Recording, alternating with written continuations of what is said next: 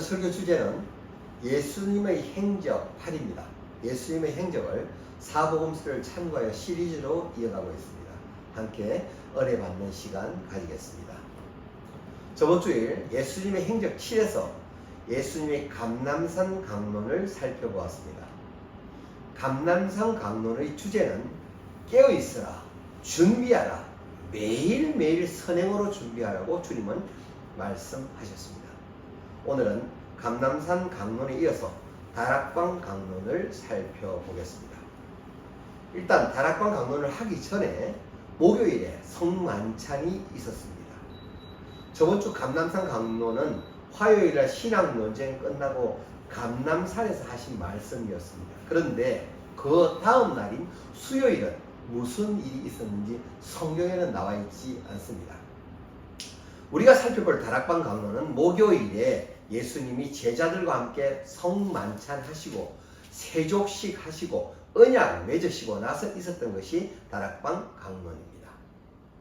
그러면 다락방 강론을 보기 전에 세족식, 언약식, 성만찬 사건을 우리가 먼저 보도록 하겠습니다. 마태복음 26장 17절에부터가 마지막 만찬의 내용인데요. 마태복음 26장 26절에 그들이 먹을 때 예수께서 떡을 가지고 축복하시고 떼어 제자들에게 주시며, 우리는 성만찬할 때 어떻게 하나요? 하나씩 미리 잘라서 준비된 밀떡을 가지고 하나씩 집어서 먹고 포도주를 마시거나 또는 밀떡을 포도주에 담궈서 먹잖아요. 예수님께서는 자신의 몸을 어떻게 주시나요? 찢어서 생살이 찢어지는 아픔으로 우리에게 주실 거란 말이죠. 예수님의 살과 피에 대한 설교를 우리는 이미 오병이어의 이적 과정 이후에 가버나움에서 설교하신 말씀을 통하여 알고 있습니다. 요한복음 6장 53절로 56절에서 53절 읽겠습니다. 예수께서 이르시되 내가 진실로 진실로 너에게 이르노니 인자의 살을 먹지 아니하고 인자의 피를 마시지 아니하면 너희 속에 생명이 없느니라. 54절 내 살을 먹고 내 피를 마시는 자는 영생을 가졌고 마지막 날에 내가 그를 다시 살리리니. 55절 내 살은 참된 양식이요 내 피는 참된 음료로다. 56절 내 살을 먹고 내 피를 마시는 자는 내 안에 거하고 나도 그 안에 거하나니. 이러한 말씀을 주신 예수님을 생각한다면 몸을 찢어주실 것이기 때문에 성만찬 때도 떡을 찢어서 나눠 주는 것이 더 의미가 있다고도 여겨집니다. 말씀 이어서 보겠습니다. 마태복음 26장 26절 후반부에 받아서 먹어라 이것은 내 몸이니라. 마태복음 26장 27절에 또 잔을 가지고 감사기도 하시고 그들에게 주시며 이르시되 너희가 다 이것을 마셔라. 이 포도주를 마시는 것은 피를 마시는 것을 상징하고 있죠. 피를 가지고 예수님과 언약을 맺는 과정입니다. 당시 건동지방에서는 사업할 때 계약을 맺잖아요. 상대방과 계약을 맺을 때 반드시 필요한 게 뭐냐면은 피였습니다. 피가 전제 조건이 되어야 합니다. 왜냐하면 계약이 어그러질 때는 그 피와 같이 내가 죽임당에 마땅하다는 약속으로 계약을 맺을 때는 반드시 피가 있었고요. 구약에서 언약을 맺을 때 뭐가 있습니까? 짐승의 피가 필요했습니다. 마찬가지로 지금 예수님께서는 예수님과 제자들 사이에 언약을 맺으시는데 언약을 맺을 때 피로서 맺으시는 겁니다. 그런데 피에 대한 예표로서 포도주를 나눠 마시고 계시다는 겁니다. 그리고 다음 날인 금요일에는 예수님께서 십자가에 돌아가심으로 말미암아 그분 자신의 피가 곧 언약의 피가 되었습니다. 그분과 제자들이 맺은 언약은 무엇을 우리에게 보여주느냐면 예수님과 이제 뗄 수 없는 절대적 관계에 놓여졌다고 하는 것을 의미합니다.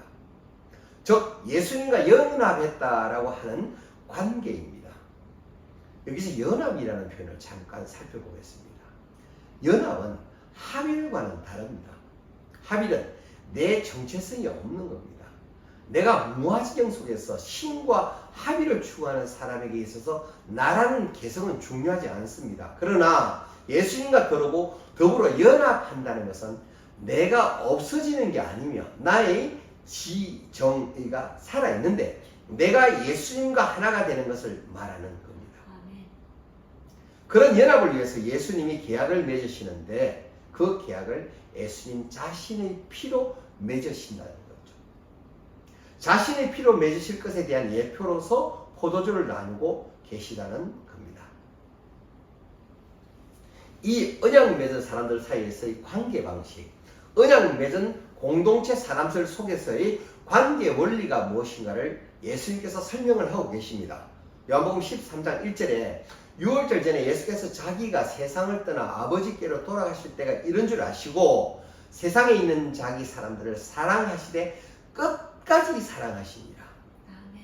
아버지께로 돌아간다는 얘기는 원래 거기 있었던 분이시라는 의미이기에 거기 계셨다가 이곳으로 왔는데 이제는 돌아갈 때가 된 줄 아시고 세상에 있는 자기 사람들이란 말씀은 예수님의 제자들을 말합니다. 자기 사람들을 사랑하시되 끝까지 사랑하신다고 말씀하십니다. 요한복음 13장 3절에 저녁 먹는 중 예수는 아버지께서 모든 것을 자기 손에 맡기신 것과 또 자기가 하나님께로부터 오셨다가 하나님께로 돌아가실 것을 아시고 마지막 만찬 과정 중에 예수님께서 잡수시던 자리에서 일어나 겉옷을 벗고 수건을 허리에다 두르시고 제자들의 발을 씻겨 주셨습니다. 새 언약을 맺는 사람들, 예수님과 관계 맺게 된 사람들, 공동체 사이에서의 관계 원리가 섬김이라는 겁니다. 그러기에 예수님은 제자들의 발을 씻어주는 섬김의 일을 하시는 겁니다. 성만찬에 대해서 레오나르도 다빈치가 그린 최후의 만찬에서 표현하는 모습과는 많이 다릅니다. 침울하고 슬픈 감정이 감도는 그런 회색적인 분위기를 표현하고 있는 그런 분위기가 아니라 예수님의 죽으심을 생각하며 슬퍼하는 분위기가 성만찬이 아니라 아직까지도 누가 크냐를 마음속에 두고 염두에 두고 있는 아직까지도 예수님의 우편과 좌편을 노리고 있는 제자들끼리 서로 눈빛 교환을 하고 있는 분위기의 성만찬입니다. 예수님께 이렇게 발을 씻어 주시니까 베드로가 황송해서 말합니다. 요한복음 13장 8절에 베드로가 가로되 내 발을 절대로 씻기지 못하시리이다. 예수께서 대답하시되 내가 너를 씻기지 아니하면 네가 나와 상관이 없느니라. 이 말씀은 내가 너를 씻어주지 않으면 네가 나와 함께 누릴 몫을 나누어 받지 못한다는 말씀입니다. 즉 너와 나와의 관계가 없어진다는 말입니다. 예수님께서 함께 누릴 나누어 받을 몫이 뭘까요? 그것은 예수님이 가지고 계시는 몫이에요. 그분에게 부여하신 몫, 그것은 뭡니까? 영생이라는 몫입니다. 아멘. 영생이라는 몫을 우리와 나누어 가지시기 위해서 예수님은 내가 내 발을 씻어주는 것으로서 너와 함께 나누려고 한다는 겁니다. 예수님이 이 땅에 오신 목적이 무엇입니까? 하나님께서 예수님에게 주신 사람들, 아버지께서 예수께로 불러들이신 사람들에게 영원한 생명을 주시는 것이 하나님의 비전이고 하나님의 목적이며 예수님이 이 땅에 오신 목적이었다는 말이죠. 영생을 주시는 게 그분의 목적이었습니다. 아버지께서 예수님께 주신 영생의 몫을 함께 나누기 위해서 내가 네 발을 씻게만 된다는 겁니다. 내가 너를 얻기 위해서, 내가 너를 받아들이기 위해서 내 무릎을 낮추는 것이 영생을 함께 나누는 것이고 그것이 곧 사랑이라는 겁니다. 구약에서부터 하나님께서 말씀하신 공동체 관계 원리가 사랑이었잖아요. 사랑은 어떻게 표현해야 되죠? 사랑은 말로만 하는 게 아니라는 겁니다. 어떻게 하는 것이 사랑인가요? 너를 얻기 위해서 예수님이 베드로의 발을 씻어줌으로 말미암아 베드로와 예수님은 영생을 나누어 가지는 겁니다. 그러면 베드로는 그때부터 어떻게 해야 되느냐? 베드로가 얻게 된 영생을 누군가와 또 나누어 가져야 됩니다. 그럼 베드로가 함께 영생을 얻을 자를 받아들이려고 한다면 베드로도 그자 앞에 무릎을 꿇어야 된다는 겁니다. 이것은 현세를 살아가는 우리도 마찬가지입니다. 무릎을 꿇어 발을 씻어 줌으로 말미암아 내가 얻은 영생의 몫을 같이 나누게 된다는 겁니다. 예수님께서 제자들의 발을 씻겨줄 때 이것은 굉장히 감동의 사건이었을 겁니다. 일부 교회도 새가족이 오면 발 씻겨주기도 하잖아요. 많은 분들이 이러한 섬김의 과정에서 눈물을 흘리기도 합니다. 목사님들이 장로님들의 발을 장로님들이 평신도나 집사님들의 발을 씻겨주는 것에 감동하기도 합니다. 하지만 예수님은 이런 한순간의 감동을 주고 싶어서 이런 일 하신 게 아닙니다. 내가 하는 이 섬김의 일을 제자들이 계속해 나아가게 하기 위해서 이러한 섬김의 과정이 한순간의 일이 아니라 제자들에게 있어서 또한 그 이후에 세워지는 모든 제자들이 자신들의 삶 가운데 언제나 이루어지는 일이 되게 하기 위해서 본을 보이시는 겁니다. 내가 누구를 받아들이기 위해서는 내가 그 사람에 대해서 내 삶을 손해봐야 합니다. 내가 세상 가운데 손해보는 것 없이 한 영혼을 받아들일 수 없습니다.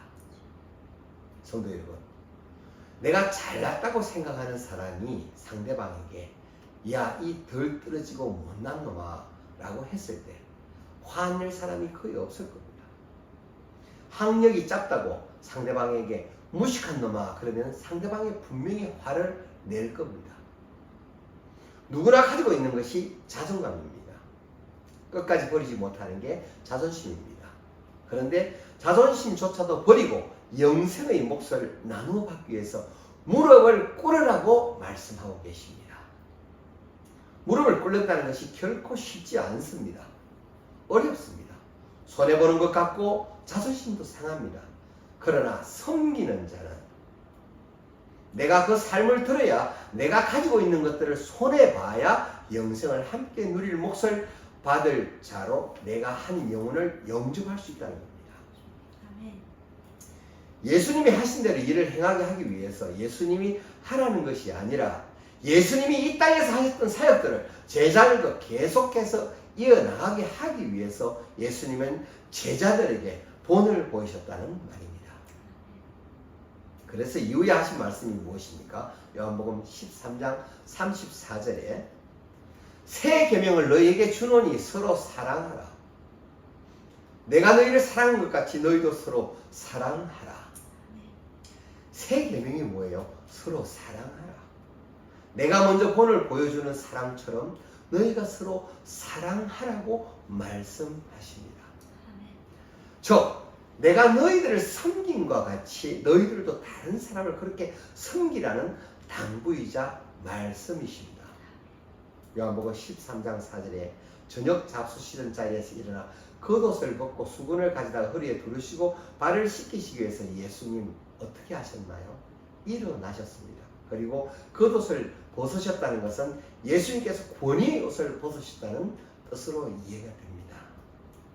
하나님이심에도 불구하고 한 사람과 영생의 몫을 나누고 누리기 위해서 그분은 권위를 벗으시는 겁니다. 그리고 나서는 영생의 몫을 함께 나누고 계신 예수님께서는 요한복음 13장 12절에 옷을 다시 입으시고 다시 예수님이 앉으셨던 자리에 앉으시는 겁니다. 예수님께서 다시 이 땅에 오실 때는 어떤 모습으로 오시냐면 옷 벗은 자의 모습이나 그 자리에서 일어선 모습으로 오시는 것이 아니라 예수님이 계시던 본자 그 권위의 자리 하나님의 본자에 앉으신 자 그 권위의 모습으로 우리에게 다가오실 것입니다. 요한복음 13장 15절에 내가 너희에게 행한 것 같이 너희도 행하게 하려고 내가 본을 보였노라. 내가 이렇게 하는 것은 이후로 계속해서 너희들이 이렇게 하게 하기 위해서 내가 본을 보이는 거다. 그러시면서 요한복음 13장 18절에 내가 너희 모두를 가리켜 말하는 게 아니고 나는 내가 택한 자들이 누구인지를 알미라. 그러나 내 떡을 먹는 자가 내 발꿈치를 들었다 한 성경을 응하게 하려 함이라 합니다. 내 떡을 먹는 자가 내게 발꿈치를 들었다는 얘기는 짐승들이 뒷발길질하는 것을 발꿈치를 들었다고 얘기를 합니다. 다시 말하면 내 손에서 먹이를 먹는 내 품 안에 있는 자가 나를 배신한다라는 뜻의 말씀이십니다. 그것을 응하게 하기를 하려는 것이다. 지금부터 일이 일어나기 전에 미리 너에게 일러두는 것은 그렇게 뒷발길질하는 자가 일어날 거라는 것을 내가 미리 얘기하는 것은 이런 일이 일어날 때 내가 그인지를 너희가 믿게 하려고 하는 것이다. 만약에 이런 일을 이야기하지 않고 예수님이 유다의 손에 팔려 나갔다면 나중에 제자들은 의심할 수도 있었습니다. 본인이 메시아라 했고 자신이 하나님이시라면서 같이 따라다녔던 가롯 유다가 팔 거라는 것도 몰랐나? 그것도 모르면서 스스로 하나님이라고 그랬나? 그렇게 생각하고 판단할 수 있단 말이죠. 그래서 미리 그렇게 말씀하시는 겁니다. 이것은 그런 증언을 하기 위해서 말씀하시는 뜻도 있지만 가롯 유다에게 회개의 기회를 주시는 말씀입니다. 당시 이 말씀을 할 때 다른 제자들은 끓일 게 없겠지만 가롯 유다는 가슴에 찔림이 있는 겁니다. 그런 찔림이 있는 가롯 유다가 그 순간에 들어 예수님께서 알고 계시구나. 난 모르는 줄 알았는데 내가 생각했던 일을 관둬야 되겠다. 그가 하려던 계획을 접을 수 있는 기회가 가롯 유다에게는 있었습니다. 요한복음 13장 20절에 내가 진실로 진실로 너에게 이르노니 내가 보낸 자를 영접하는 자는 나를 영접하는 것이고 나를 영접하는 자는 나를 보내신 아버지를 영접하는 것이다. 그런데 예수께서 이 말씀을 하시고 나서는 요한복음 13장 21절에 심령이 괴로우시다 라고 말씀하셨습니다. 왜냐하면 이 중에 나를 팔 자가 있다는 것을 이미 이전부터 알고 계셨다는 겁니다. 개역 성경 말고 이전 성경을 보면 심령이 민망하여 라고 나옵니다. 왜 민망하신가? 예수님은 유다를 불러서 너 나 팔려고 했지. 내가 알고 있거든. 관둬 지금이라도. 이렇게 강제로 그가 하려는 의도를 파괴시킬 수 있었습니다. 간단하죠. 예수님한테는. 하나님이시잖아요. 예수님이시잖아요. 그런 거 하실 수 있는 충분한 능력이 있으시고 이미 가롯 유다의 배신 또한 알고 계셨습니다. 그런데 그렇게 하시지 않는다는 겁니다. 억지로 그가 가지고 있는 자유의지를 꺾지 않으시는 겁니다. 왜냐하면 유다라는 사람도 하나님의 형상입니다. 하나님의 하나의 모형입니다. 한 사람의 자유의지를 꺾어버리는 것은 모든 인류의 자유의지를 꺾어버리는 것과 동일하기에 예수님은 다만 경고하는 것으로 이 제자가 회개하기를 바라셨던 겁니다. 가롯 유다마저도 예수님은 사랑하셨습니다. 사랑하셨으니까 끝까지 경고하고 계시는 거죠. 내가 너에게 해줄 수 있는 일은 너의 자유를 꺾어 끄집어내는 것이 아니라 이렇게 내가 경고해 주는 것이다. 내가 이것들을 저지할 수 있는 능력이 있는데 그걸 못할 때 나는 민망한 거다. 이 말씀이시죠. 다윗이 성전을 지을 때 능력이 있는데 성전을 짓지 말라고 하였을 때 다윗은 민망한 거라고 했잖아요. 그처럼 예수님의 마음이 당시에 그렇다는 겁니다. 내가 유다를 물리적으로 막을 능력이 있는데 그를 막지 못할 때 그것을 막는 것은 인간의 자유의지를 꺾어버리는 것이기 때문에 그렇게 하지 못할 때 나는 가슴이 미어진다는 것, 즉 민망하다라고 표현하시는 겁니다. 내가 너에게 마지막까지 해줄 수 있는 일은 경고하는 일이다. 하지만 경고가 여기서 끝나는 게 아닙니다. 이후에도 계속해서 예수님은 경고하십니다. 이것이 꼭 당시의 가롯 유다에게만 해당되는 말일까요? 오늘 살아가는 우리들에게는 하나님의 경고가 없을까요? 어떻게 보면 우리들이 가롯 유다보다도 더한 자인지 모릅니다. 이 또한 각자의 뉘우침과 고백이 되어야 할 줄로 압니다. 요한복음 13장 18절로 19절에서 그런 말씀을 하셨지만 21절에서도 똑같은 말씀을 하셨습니다. 마태복음 10장 26절에도 예수께서 대답하시되 내 떡 한 조각을 적셔다가 주는 자가 크니라 또 말씀하셨습니다.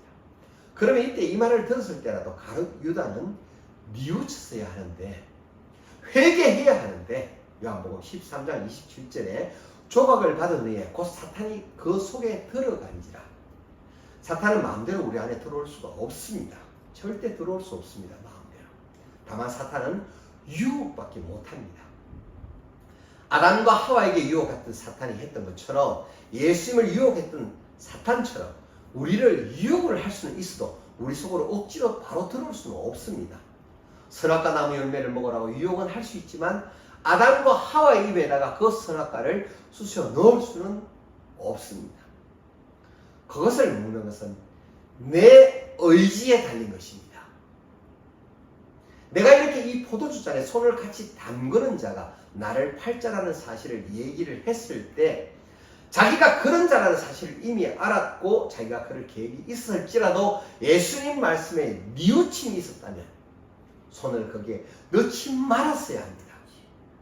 그 잔 안에 그 손을 넣지 않는다는 건 내가 하려고 하는 일을 포기한다는 의미가 되는 거잖아요. 그럼에도 불구하고 가룟 유다는 어떻게 했습니까?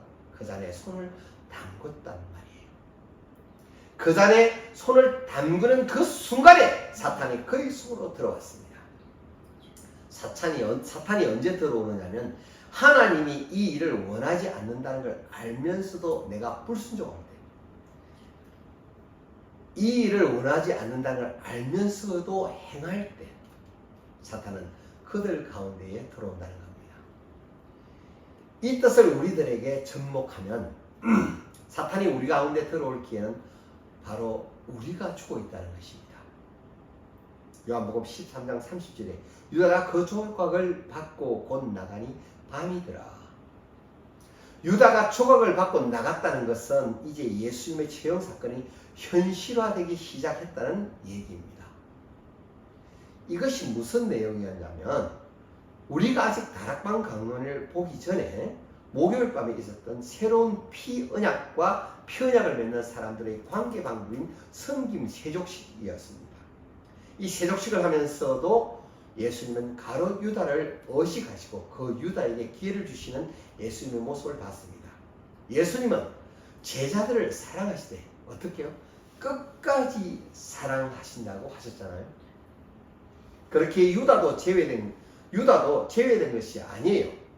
그러한 제자까지도 예수님을 끝까지 사랑하셔서 계속해서 경고해 주시는 겁니다. 그런 다음에 요한복음 13장 31절부터가 다락방 강론입니다. 유다가 나간 이후에 하게 되는 예수님의 강론이란 말이죠. 그러니까 이 강론은 유다는 못 들은 겁니다. 다른 제자들만 들은 겁니다. 요한복음 13장 31절에 저가 나간 후에 예수께서 가라사대, 지금 인자가 영광을 얻었고 하나님도 인자를 인하여 영광을 얻으셨도다. 무슨 말씀을 하시느냐면, 예수님이 하나님께서 보내신 사명을 감당을 했을 때 하나님은 영광을 받으신다는 말이죠. 그런데 예수님 이 땅에 오신 사명은 우리들의 죄를 대속하시기 위하여 죽어주시는 일이라는 겁니다. 그 죽어주시는 일을 통해 하나님은 영광을 받으신다는 거죠. 그런데 그 죽어주시는 일이 유다가 나간 그 순간이 바로 스타트점이라는 겁니다. 고로 이미 시작되었고 그로 말미암아 하나님은 영광을 받으셨다는 겁니다.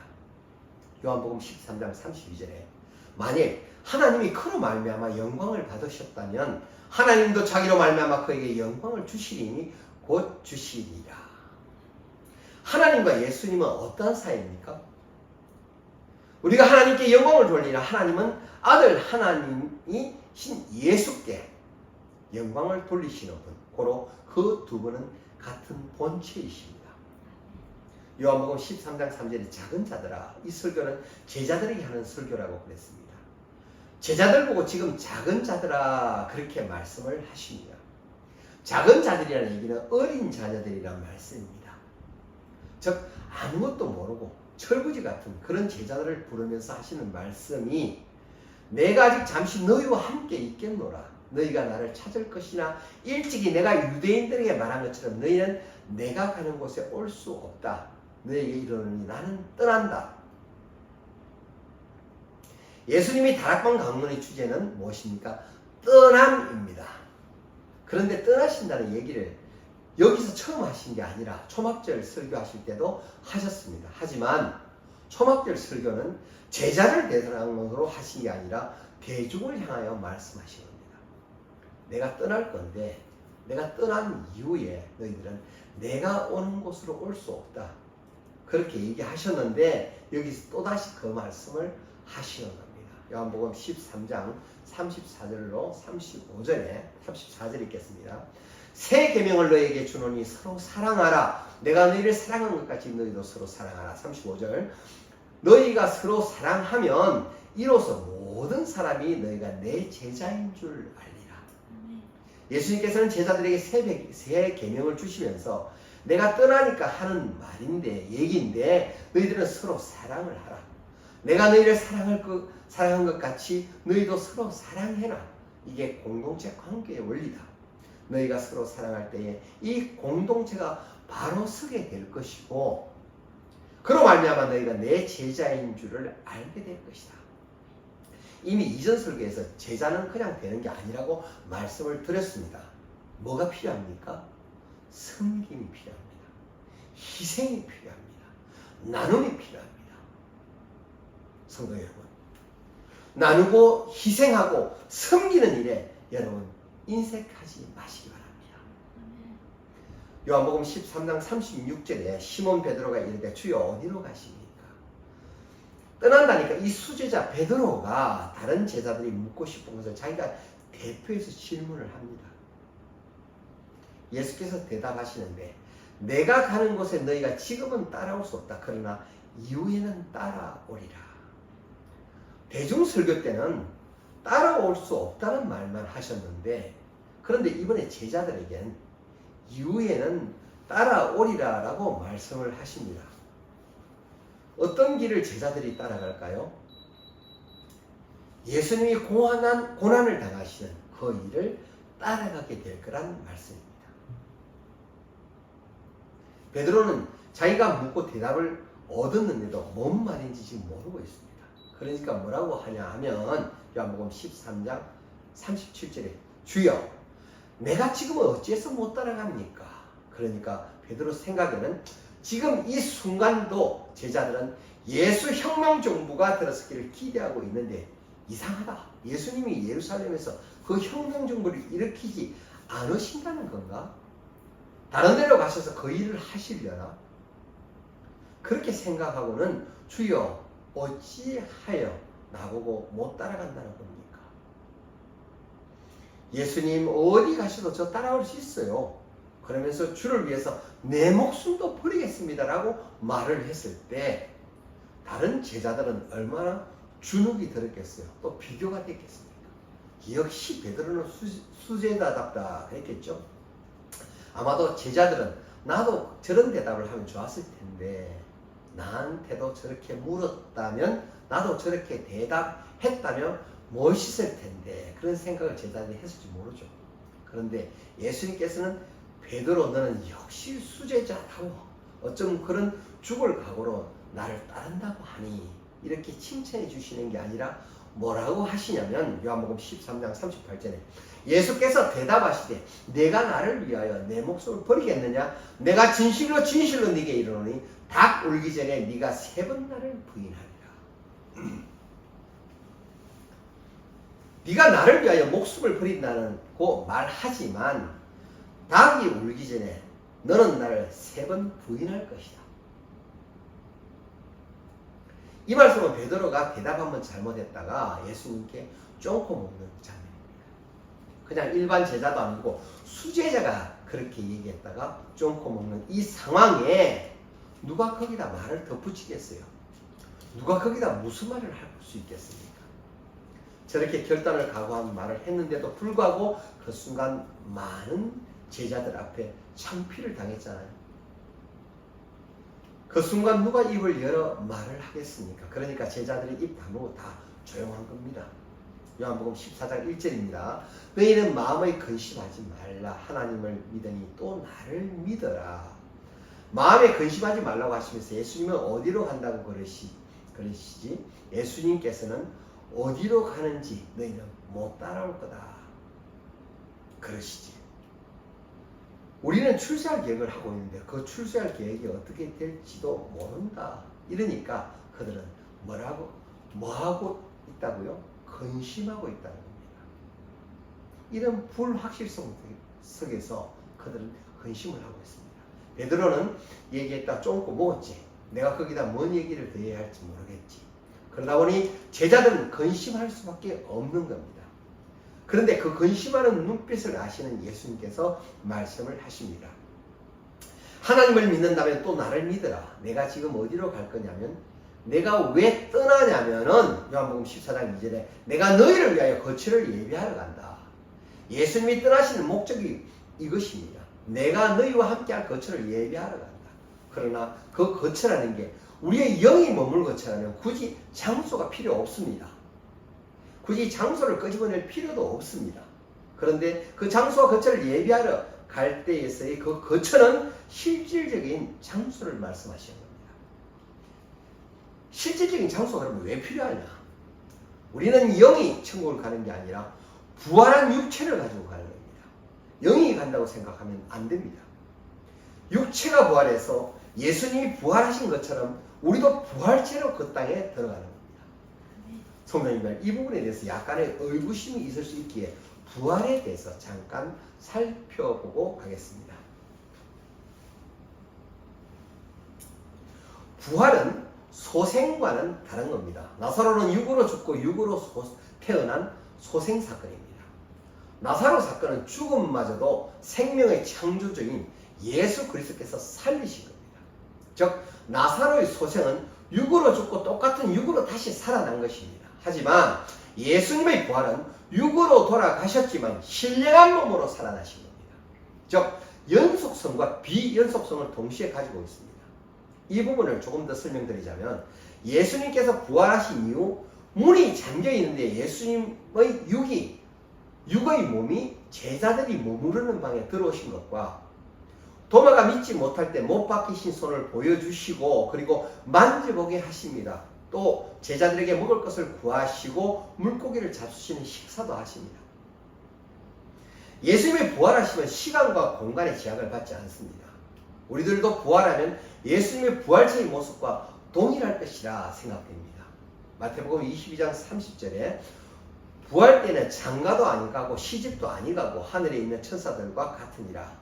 즉 부활체는 인간이 느끼고 있는 기본적인 욕구가 새롭게 재편되는 것을 우리에게 알려줍니다. 우리 부활체는 이전의 욕망과는 다른 질서 속에서 살아갈 겁니다. 즉 결혼이나 가정이나 사람과 사람 간에 서로 얽매여지지 않는다는 겁니다. 그리스도인들이 가장 바라는 것은 하나님을 뵙고 그분과 하나 되고 그분의 영광 가운데 그분의 아름다운 지혜와 그분의 은혜를 만끽하는 것입니다. 천국을 간다, 영생한다. 이것들도 좋은 방향이며 설명입니다. 하지만 이것을 한국 기독교는 좀 더 풀었으면 좋겠습니다. 우리가 그분의 영광과 그분의 은혜와 그분의 아름다움과 그분의 지혜와 그분의 거룩함을 온전히 경험하는 부활체로서 경험하는 것들을 그리스도인들은 소망해야 합니다. 부활한 우리의 육체가 머무를 장소를 예수님께서 예비하러 가신다고 말씀을 하고 계십니다. 요한복음 14장 3절에 나 있는 곳에 너희도 있게 할 거다. 그 제자들뿐만 아니라 많은 예수를 믿는 자들이 있을 곳을 보장하시는 하나님이시란 말이죠. 요한복음 14장 4절에 내가 어디로 가는지 거기를 너희가 안다. 왜 제자들에게 안다라고 말씀을 하실까요? 예수님께서는 누누이 말씀하셨습니다. 나는 위로부터 온 자다. 3년 반 동안 나를 따라다녔던 너희들이라면 수없이 들은 소리 아니냐. 내가 위로부터 왔다고 너희들에게 여러 차례 말하지 않았느냐. 그렇다면 내가 어디로 가는 게 마땅하겠느냐. 내가 왔던 곳으로 다시 가는 것이 마땅하다. 그러니까 내가 간다고 말하면 내가 어디로 갔는지 너희들이 알아야 되는 것이다 라는 의미의 말씀이십니다. 그런데 요한복음 14장 5절에 도마가 가로되 주여 어디로 가시는지 우리가 알지 못하거늘 그 길을 어찌 알겠삼나이까. 도마는 베드로가 창피를 당했던 것을 알았지만은 그가 용기를 내서 예수님께 여쭤봅니다. 그러니까 예수님 그 목적지가 어딘지를 우리에게 가르쳐 주세요. 그 주소를 가르쳐 주시면 우리가 그 길을 알 수 있지 않겠습니까? 그게 베들레헴인지 예루살렘인지 갈릴리인지 유다인지 가르쳐 주시면 그곳으로 갈 수 있지 않겠습니까? 그랬더니 예수님께서 하신 말씀 요한복음 14장 6절에 내가 곧 길이요 진리요 생명이니 나로 말미암지 않고는 아버지께로 올 자가 없느니라. 아멘. 이 말씀은 예수님께서 아버지께로 가신다는 겁니다. 예수님이 가시는 목적지가 어디라고? 아버지께란 말이죠. 그러면 아버지께 가는 길은 예수 그리스도를 통하여서만이 가능하단 말이죠. 그 길을 예수님께서 말씀하고 계시는 겁니다. 그것만이 유일하다고 말씀하고 계시는 겁니다. 그러나 오늘날 많은 사람들은 구원의 길은 여럿이 있다고 말을 하고 있습니다. 어디든지 구원이 있다고 그들은 얘기합니다. 어느 종교에서든지 구원이 있다고 얘기를 합니다. 즉 종교다원주의입니다. 그러한 종교다원주의는 이단들을 잉태시키기도 합니다. 우리 참 기독교인들은 하나님의 동산의 말씀을 깊이 받고 아버지 하나님께서 허락하시는 동산에서 머물기를 소망하고 간구해야 합니다. 아멘. 예수님은 말씀하십니다. 그 길은 하나밖에 없으며 나를 통해서만 갈 수 있다. 예수님이 지난번 수수대를 설교 때 뭐라고 말씀하셨냐면 나는 양의 문이다. 나를 통과하지 않고는 그곳에 들어갈 수 없다. 유일한 문, 유일한 길, 그것이 예수 그리스도라는 겁니다. 아멘. 요한복음 14장 7절에 너희가 나를 알았더라면 내 아버지도 알았으리라. 나를 알았더라면 이라는 게 무슨 의미인가요? 그 의미는 예수님이 어떤 분이신지 예수님의 정체성을 제대로 알고 있는 자라면 내 아버지도 당연히 알았을 것이다 라는 의미입니다. 이제부터는 너희가 그를 알았고 또 보았느니라. 예수님 안에 아버지가 계시고 아버지 안에 예수님이 계시기 때문에 예수가 누군지 안다는 얘기는 아버지를 안 것이나 마찬가지라는 것이죠. 예수님을 모르면 아버지를 모른다는 말이나 동일한 겁니다. 이번에는 빌립이 가슴속 저 깊이 있던 질문을 조심스럽게 하나 끄집어냅니다. 요한복음 14장 8절에 빌립이 가로되 주여 아버지를 우리에게 보여주옵소서 그리하면 족하겠나이다. 12제자 중에 한 사람이 묻는 질문이 아버지를 보여달랍니다. 하나님 아버지는 영이십니다. 볼 수가 없습니다. 그런데 이런 질문을 제자가 하고 있습니다.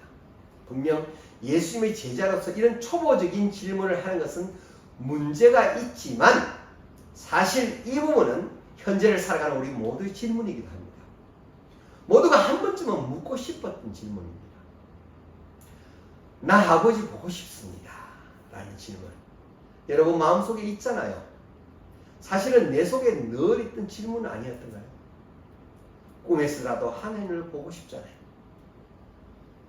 꿈에서라도 예수님을 만나고 싶잖아요. 꿈속에서라도 내가 너에게 사명을 준다. 내가 너를 사랑한다. 이렇게 나타나시는 예수님이 계신다면, 그렇게 나타나 주신 하나님이 계신다면 내가 좌로나 우로나 치우치지 않고 그분에게만 갈 수 있는 용기가 우리에게 반드시 있잖아요. 그래서 그분 보고 싶거든요.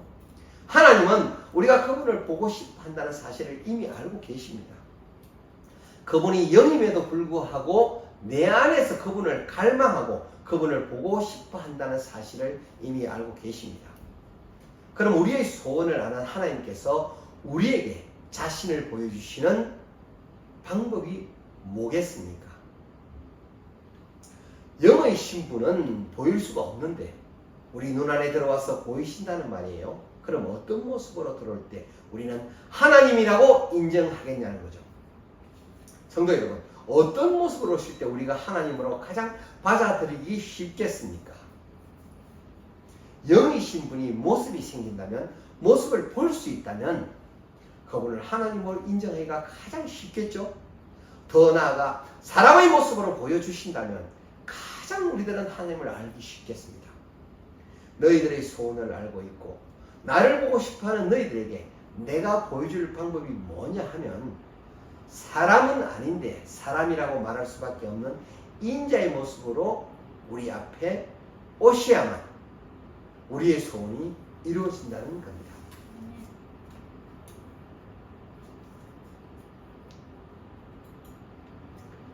너희들이 그토록 보고 싶어하는 하나님, 그가 곧 나고 내가 곧 그이기 때문에 하나님은 영이라 볼 수 없지만 하나님과 같은 본체인 예수를 세상에 보내셨습니다.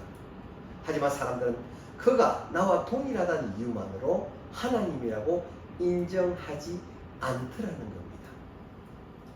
늘 마음속에는 하나님 보고 싶다는 마음을 가지고 있는데, 빌립만이 그런 것이 아니라 현세를 살아가는 우리도 마찬가지인데, 우리에게 보여주시는 하나님의 모습은 바로 예수 그리스도이신데, 하나님의 형상이라는 말은 하나님을 반사해낸, 하나님을 영광스럽게 해드리는 존재라는 건데, 우리들은 그 영광을 조금의 오차도 없이 하나님을 그대로 반사해낼 수 없다는 겁니다.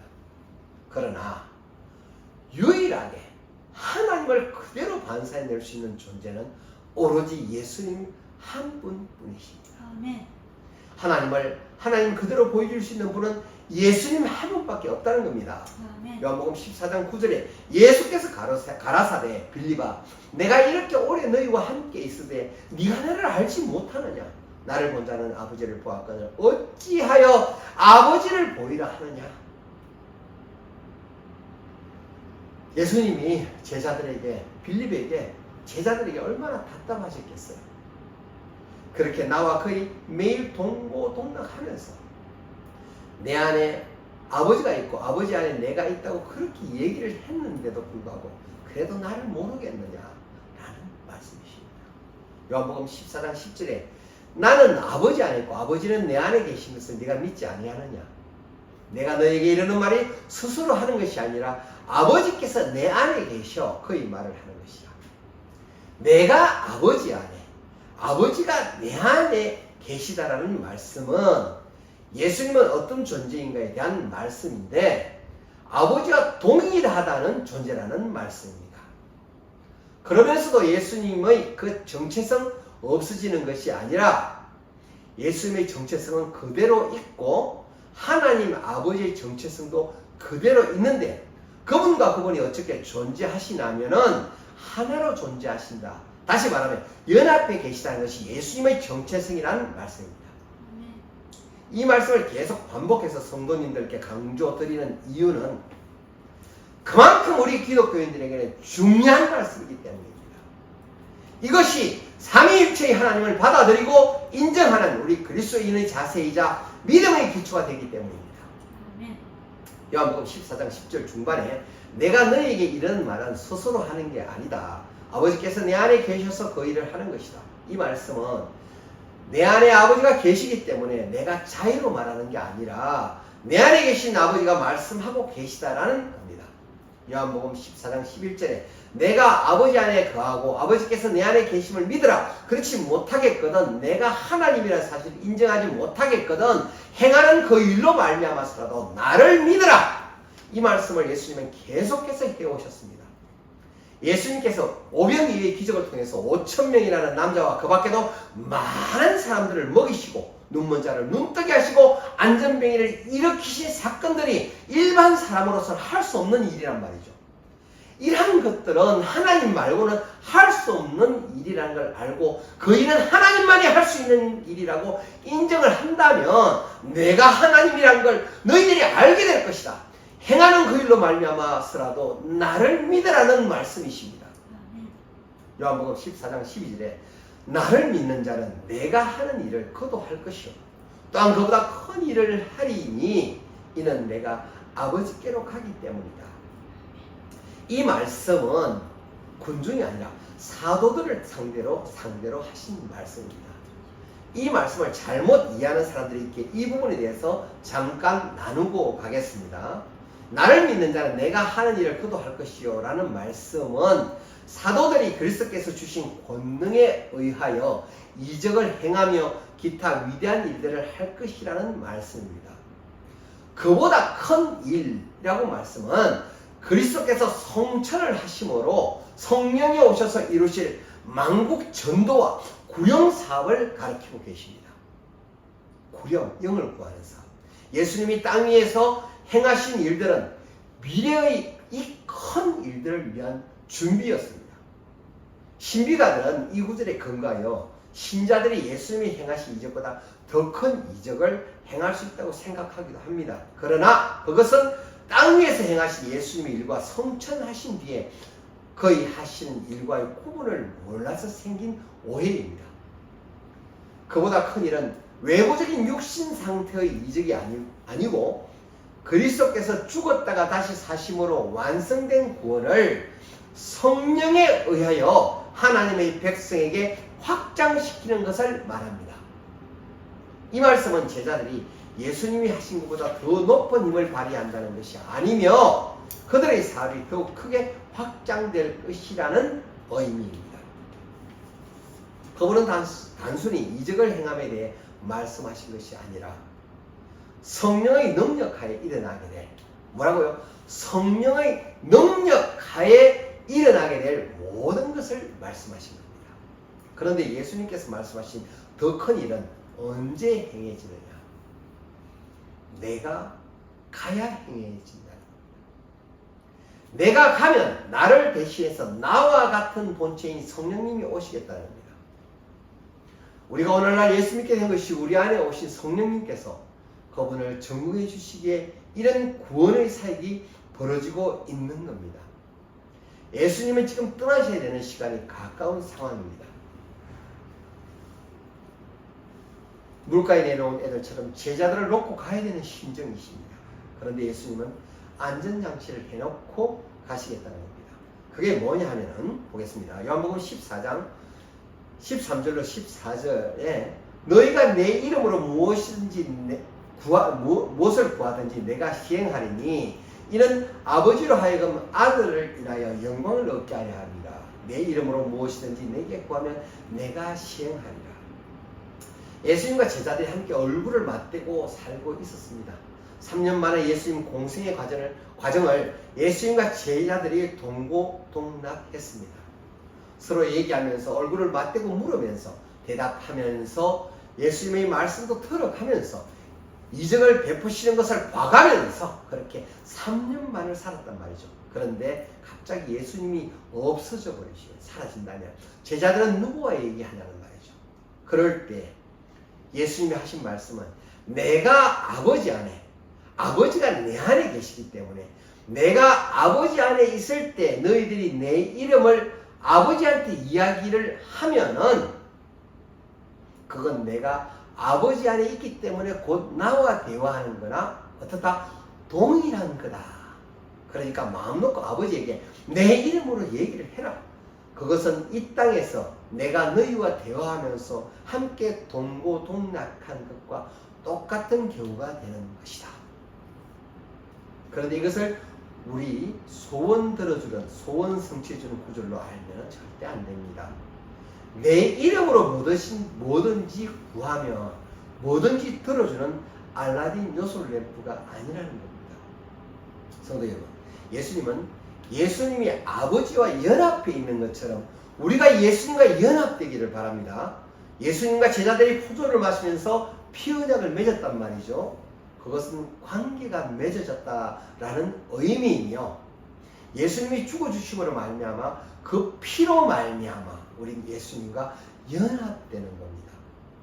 하나님 아버지와 예수님이 연합되고 있는 것처럼 내가 예수님과 연합되어 있다는 것은 예수님 안에 내가 내 안에 예수님이 계시는 겁니다. 그러면 예수님이 내 안에 계실 때 내가 하나님께 기도하는 나의 소원도 되지만 예수님이 말씀하시는 소원도 되기에 그건 100% 이루어질 수밖에 없다는 겁니다. 기도하며 뭐든지 다 이루어 주시는 것이 아닙니다. 전제 조건은 내가 예수님과 연합이 되어 있어야 한다는 것입니다. 하지만 내 소원을 얘기할 때 그것이 아버지의 뜻에 합당하면은 이루어 주시겠지만 그렇지 않다면 그 소원은 의미가 없다는 것이죠. 그렇기 때문에 무엇을 구하든지 그것이 이루어지게 하려면 먼저 예수님과 연합이 되어야 합니다. 요한복음 14장 15절에 너희가 나를 사랑하면 나의 계명을 지키리라. 우리들이 예수님 사랑하는 걸 뭘로 표현할 수가 있습니까? 예수님 사랑한다고 해서 예수님한테 양복 한 벌 해드릴 수 있습니까? 아니면 멋진 차를 한 대 빼다 드릴 수 있습니까? 아니면 멋들어진 한정식을 한번 사드릴 수가 있겠습니까? 아무리 대접하고 싶어도 못합니다.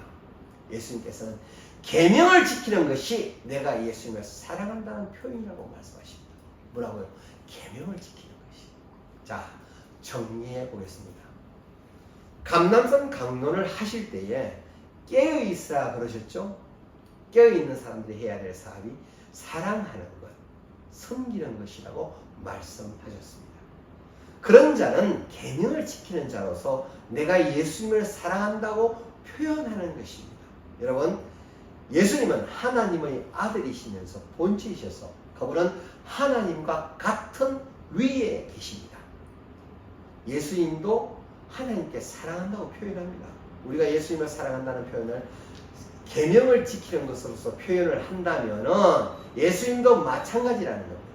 예수님이 하나님 아버지를 사랑한다는 걸 어떻게 표현을 하냐 하면 아버지의 계명을 지키는 것으로 표현한다는 것입니다. 예수님이 이 땅에 오실 때 아버지가 아들에게 준 계명이 가서 죽으라는 겁니다. 가서 이 죄인들을 위해서 대신 죽으라는 것이 나를 사랑한 표현이라는 것을 예수님이 아시기 때문에 털깎임 당하러 가는 어린 양처럼 아무 말씀 없이 입을 닫고 계시는 겁니다. 예수님께서 죽으심의 자리에서 하신 말씀이 없어서 그러시는 게 절대 아닙니다. 그것이 곧 아버지를 사랑하는 길이기 때문에 그래서 죽기까지 잠잠히 계시는 겁니다. 우리도 예수님을 사랑합니다. 하나님을 사랑합니다. 우리가 사랑하는 수준 그냥 좀 나누고 하는 것이 사랑이 절대 아닙니다. 그를 위해서 내 목숨도 버릴 수 있는 사랑, 의를 위해서 핍박받을 수 있는 희생의 준비가 되어 있어야 합니다. 요한복음 15장 13절에 사람이 친구를 위해서 자기 목숨을 버리면 이에서 더 큰 사랑이 없나니, 내 친구를 위해서 내 목숨을 버리는 것보다 더 큰 사랑이 없다고 말씀을 하셨습니다. 그와 같은 사랑을 내 이웃에게 너는 나에게 행할 때에 너는 나를 사랑하는구나, 그렇게 예수님이 받아주신다는 겁니다. 내가 선행을 베풀 뿐만 아니라 이웃을 사랑하는 것, 서로 사랑하는 것을 볼 때 예수님께서는 너희가 곧 나를 사랑하는구나 라고 받아들여 주신다는 거죠. 그러니까 우리는 서로 사랑해야 하는 겁니다. 예수님께서 원래 자리로 돌아가셔야 되기 때문에 주신 안전장치 하나가 내 이름으로 무엇이든지 구할 수 있는 권세를 우리에게 주셨다고 말씀드렸죠. 그것 말고 또 하나의 안전장치는 요한복음 14장 16절에 내가 아버지께 구하겠으니 그가 또 다른 보혜사를 너희에게 주사 영원토록 너희와 함께 있으리. 아멘. 예수님은 가야 될 당위성이 있습니다. 내가 가야 보혜사, 즉 우리를 보호해 주실 분이 이 땅에 오실 거란 말이죠. 예수님은 육을 입고 계시기 때문에 한계가 있으셨기에 우리와 함께 계실 수는 있지만 우리와 연합하신다. 하지만 우리 안으로 들어오실 수는 없었습니다. 제자들은 그때부터 성령님을 기다리는 게 순서였습니다. 그 성령님이 내 안에 내주하셔서 내가 보혜사 성령님과 연합된 이후에 내가 예수 이름으로 무엇이든지 구하면 그 모든 것이 이루어지는 복을 우리가 누릴 수 있다는 거죠. 마치 예수님께서 이 땅에 계실 때 제자들과 함께 대화 나누시고 응답 받으셨던 것처럼 동일하게 그 예수님과 하나님과 교제 나눌 수 있게 된다는 겁니다. 그런데 그분이 오셔서 하시는 일을 말씀을 하십니다. 요한복음 14장 17절로 19절에 저는 진리의 영이라 세상은 너희 저를 받지 못하나니 이는 저를 보지도 못하고 알지도 못함이라. 그러나 너희는 저를 아나니 저는 너희와 함께 거하시며 또 너희 속에 계셨습니다. 내가 너희를 고와 같이 버려두지 아니하고 너희에게로 오리라. 조금 있으면 세상은 다시 나를 보지 못할 터이로되 너희는 나를 보리니 이는 내가 살았고 너희도 살겠음이라. 아멘. 이는 내가 살아있고 너희도 살아있겠다라는 게 무슨 말씀이냐 하면은 우리가 영생하겠다는 겁니다. 이 성경 말씀에 예수님의 죽으심과 예수님이 부활하신것 또한 영생을 다 담고 있습니다. 세상은 다시 나를 보지 못할 것, 그것은 내가 죽을 것이고 내가 부활하게 될 것이며 너희가 살아있는 나를 보게 될 것이며 너희와 함께 영원히 살아있을 그 영생을 말씀을 하고 계십니다. 요한복음 14장 20절에 그날에는 내가 아버지 안에 너희가 내 안에 내가 너희 안에 있는 것을 너희가 알리라. 이 말씀은 성령이 우리 안에 오셔서 우리가 성령과 연합된 그날에는 내가 아버지 안에 너희가 내 안에 내가 너희 안에 있는 것을 너희가 알게 될 것이라는 말씀입니다. 나의 계명을 지키는 자라 나를 사랑하는 자다. 하나님을 사랑하는 것, 예수를 사랑하는 것에 대해서 뭘로 시금석을 삼느냐? 계명을 지키는 걸로 기준을 삼으며 이웃을 사랑할 수 있는 사람은 모든 율법을 자의적으로 지킬 수 있는 사람입니다. 이웃을 내 몸처럼 사랑할 수 있는 사람은 모든 법을 자기가 기쁨으로 자기가 자의적으로 지킬 수 있는 사람입니다. 요한복음 14장 26절에 보혜사 곧 아버지께서 내 이름으로 보내실 성령 그가 너에게 모든 것을 가르치시고 내가 너에게 말한 모든 것을 생각나게 하시리라. 보혜사 성령님이 우리 안에 오셔서 하시는 일이 내가 너에게 말한 것을 생각나게 하시고 가르쳐 주실 것이다. 성도 여러분, 요한복음은 요한이 예수님을 만난 지 60년이 넘어서 쓴 내용입니다. 그런데 마치 어제 일처럼 생생하게 기록하고 있습니다. 이런 일이 쉽지가 않습니다. 60년이나 지난 세월 가운데 있었던 예수님과의 대화, 예수님과의 행적들을 다 기억해서 이런 것들을 적을 수 있게끔 하시는 것은 오직 성령님이 하시는 것입니다. 때를 따라 나에게 필요한 말씀이 있을 때마다 성경을 뒤적이고 그러다 보니 구약과 신약의 연결점을 알게 되고 말씀의 의미가 깨달아지며 기쁨과 감사가 나의 마음에 와닿는 것은 성령님이 내 안에서 역사하시는 것입니다. 아멘. 성령님을 성령의 불이라 말하며 무슨 에너지라고 간혹 생각하는 분들도 계시는데 성령님은 하나님이십니다. 예수님과 동일한 인격이십니다. 성령을 에너지를 생각하고 불 하시면서 성령의 불을 받으려면 왠지 뜨겁게 찬양하고 그 불을 지켜야 내야만이 성령을 받을 것 같이 무당이 꾸다듯이 분위기를 업시키고 띄워야 우리 안에 오시는 분이 아니라는 말이죠. 인격적으로 영접해야 되는 분이 성령님이시고 그 성령님은 주는 그리스도시요 살아계신 하나님의 아들이라고 고백하는 자의 마음 가운데 거하게 해주신다는 예수님의 약속하에 우리 안에 들어와 계신 분이십니다. 아멘. 그런 보혜사 성령님이 우리 안에 내주하고 계실 때에 요한복음 14장 27절에 평안을 너에게 끼치노니 곧 나의 평안을 너에게 주노라. 내가 너에게 주는 것은 세상이 주는 것 같지 아니하니라. 너희는 마음에 근심도 하지 말고 두려워하지도 말라. 성도 여러분, 성령님이 우리 안에 임했다고 해서 우리 환경이 곧바로 바뀌지 않습니다. 어제까지 우리가 가지고 있던 문제는 그대로 남아있습니다. 속썩이던 자식이 성령 받았다고 오늘부터 속썩이지 않고 말 잡는 것도 아닙니다. 내가 지고 있었던 빚이 오늘 성령 받아 싸그리 없어지는 것도 아닙니다. 산적한 문제는 그대로 산적해 있습니다. 오늘 이 문제가 해결되면 끝날 것 같은데 그 고비를 넘어가면 또 다른 문제가 있습니다. 애들이 속 안 썩이면 더 이상은 내가 바랄 것도 없을 것 같은데 애들이 속을 안 썩이면 남편이, 아내가 속을 썩이잖아요. 문제는 언제나 우리 가운데 있습니다. 우리가 무덤 안에 들어가는 순간에 문제는 끝납니다. 공동묘지 가보세요. 거기 많은 사람들이 누워 있습니다. 그 사람들 모두 먹을 문제 가지고 고민하지 않습니다. 자식이나 남편, 마누라 때문에 걱정하고 누워있지가 않아요. 내가 무덤에 들어가는 순간에 각자의 고민은 끝나는 겁니다. 그래도 우리가 고민하고 있다는 것을 여러분 감사하셔야 됩니다.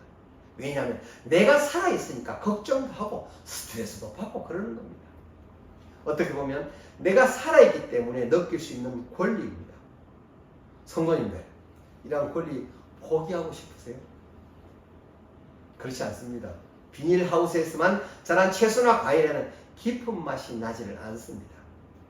그리고 약하고 무릅니다. 하우스에서 자란 무로는 동치미를 담을 수 없다고 합니다.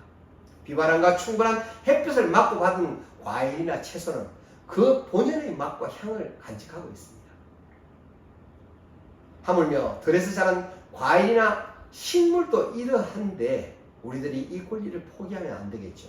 나이가 들면 사람의 핫거리는 인물이 아름답고 잘생긴 것이나 그런 것들이 별로 중요하지가 않고 사람의 인격이나 품성이 그 사람을 표현한다고 하더군요. 그렇습니다. 세상을 살아오면서 경험한 모든 것들이 사람을 성숙시킵니다. 제 본연의 맛을 내는 과일이나 채소가 되는 것입니다.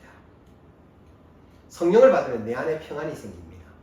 이전에는 산적한 문제 때문에 잠을 못 잤는데 성령이 내 안에 임하자 오늘은 마치 잔잔한 호숫가 옆에서 해가 뉘엿뉘엿 지는 석양 아래 흔들어져야 앉아 커피 한 잔을 마시는 것과 같은 평안이 있습니다는 겁니다. 문제가 없어진 게 아니라 문제는 그대로 있는데 어제는 죽을 것 같았는데 오늘은 그 가운데 평안을 찾게 된다는 것입니다. 내 안에 찾아오신 성령님으로 말미암아 성령님이 우리 안에 계시는 고난을 이겨낼 수 있는 겁니다. 아멘. 문제가 없어지는 게 아니라 그 문제를 초월할 수 있는 능력이 우리 안에 생긴다는 것입니다. 아멘. 누구의 도움으로? 성령님의 도움으로 이루어진다는 것입니다. 아멘. 저희 부부가 목회를 하면서 얼마나 기쁜지 모릅니다.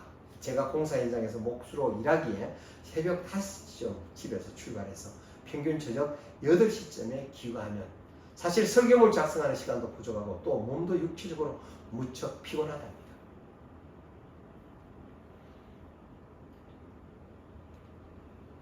하지만 주님과 함께하는 주의 이 시간이 얼마나 기다려지며 기쁘고 감사한지 모릅니다.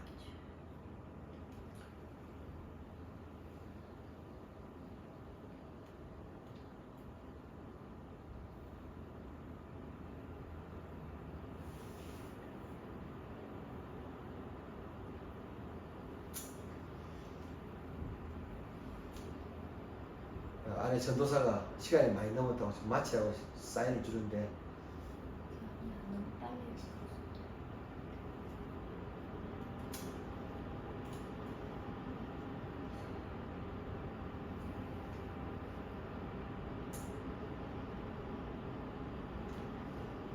제가 현장에서 목수일을 하면서 마음속으로 세상을 살면서 그동안 저질렀던 죄악들을 하나하나 덜 추어내고 회개하며 하나님께 용서를 구하며 저로 인해 상처와 아픔을 가졌던 사람들에게 용서를 구하며 하나님께서 그들에게 은혜를 베풀어 주실 것을 간구드리고 있습니다. 저는 너무나 행복합니다.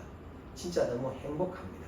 그렇지만 제 문제는 그대로 남아 있습니다. 아이들의 문제도 있고 목회의 문제도 있고요. 집안에 여러 가지 문제가 있습니다. 그런데 너무 행복합니다. 조금의 가식도 없이 진짜 너무 행복하답니다. 하지만 나이가 들면서 아내가 조금은 겁난답니다. 성도님들, 아내에게 남편분들에게 잘 해드리세요. 남편분들 자존심 때문에 속속들이 자신의 문제를 아내에게 말하지 않을 수도 있지만은 그들의 마음 한쪽 구석에는 외로움도 말 못할 고민도 있을 수 있습니다. 아내분들 왜 남들처럼 잘 차려입고 세상의 좋은 것들을 누리고 싶지 않겠습니까? 남편의 따뜻한 말과 보살핌은 딱딱하게 굳어져 있는 아내의 마음을 봄눈 녹듯이 녹일 수 있을 것입니다. 다시 성경을 보겠습니다. 요한복음 14장 28절입니다. 내가 갔다가 너희에게 온다 하는 말을 너희가 들었나니 나를 사랑하였더라면 나의 아버지께로 감을 기뻐하였으리라. 아버지는 나보다 크시니라. 아버지께로 간다는 것은 하나님의 권위, 예수님의 권위를 다시 찾으신다는 거잖아요. 하나님으로서 그 자리에 다시 찾으신다는 것입니다. 요한복음 14장 30절에 유에는 내가 너희와 말을 많이 하지 아니하리니 이 세상 임금이 오겠습니다. 그러나 저는 내게 관계할 것이 없으니 이 땅에 예수님이 재림하시기 전에 세상 임금과 세상 권세는 사단이 주관하고 있습니다. 그 사단의 권세가 나 잡으러 지금 오고 있다는 겁니다. 저는 내게 관계할 것이 없다. 이 말씀은 사탄은 예수님을 정죄할 아무런 근거도 가지지 못하였다는 것을 말합니다. 그 이유는 그리스도께서는 이 세상에 속하지 않으시고 하늘에 속하셨으며 또한 그에게는 전혀 죄가 없으시기 때문입니다. 요한복음 14장 31절에 오직 내가 아버지를 사랑한 것과 아버지의 명하신 대로 행하는 것을 세상에서 알게 함이로다. 일어나라 여기를 떠나자 하시니라. 이 말씀은 아버지를 사랑하는 것과 아버지께서 명하신 대로 행하는 그것이 곧 계명을 지키는 자가 행하는 것은 예수님도 아버지께서 주신 계명을 지켰다는 거죠. 그것으로 인하여 예수님이 하나님을 그렇게 사랑했구나, 그것을 세상에 알게 하시겠다는 겁니다. 여기까지가 다락방 강론입니다. 다락방 강론의 주제는 떠남입니다. 떠나기 때문에 우리에게 주신 안전장치가 내 이름으로 무엇이든지 구하면 구한 것을 모두 행할 것이라는 약속과, 내가 떠나가며 보혜사 성령님을 보내시겠다는 약속과, 보혜사 성령님은 우리 안에서 예수님이 하신 말씀들을 생각나게 해서 우리에게 행하게 하실 것입니다. 따라서 그분을 기다리라 하는 말씀이 다락방론의 주제이며 약속이셨습니다. 다음 주는 겟세마네 동산으로 향하신 예수님께서 포도원 설교를 하십니다. 그 부분을 미리 우리 성도님께서 성경을 통하여 미리 읽어보시고 마음에 담아보시기 바랍니다.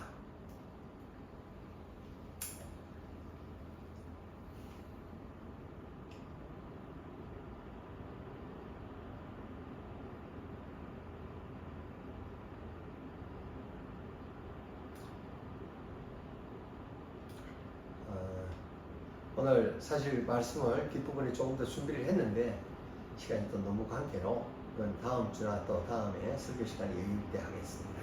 자, 기도하시겠습니다. 하나님의 자녀들이 영광의 하나님께 예배드리기 위해 이 시간에 함께하고 있습니다. 우리들의 부족하고 고장난 이 모습 이대로 받아주시었고 하나님 한 분만으로 기쁨과 감격이 넘치는 은혜의 시간으로 감사하며 나가는 저희들 되게 하옵소서. 우리들이 죄에 대해서 죽고 의로서 살아가는 자들 되게 하옵소서. 그로 인하여 성령이 머무르고 흘러보내는 통로로 사용하여 주시옵소서. 또한 약하고 소외된 자를 위하여 힘과 정성을 다하는 저희들 되게 하옵소서. 물질과 권력이 우상화된 한국 기독교가 이제라도 변화되게 하옵소서.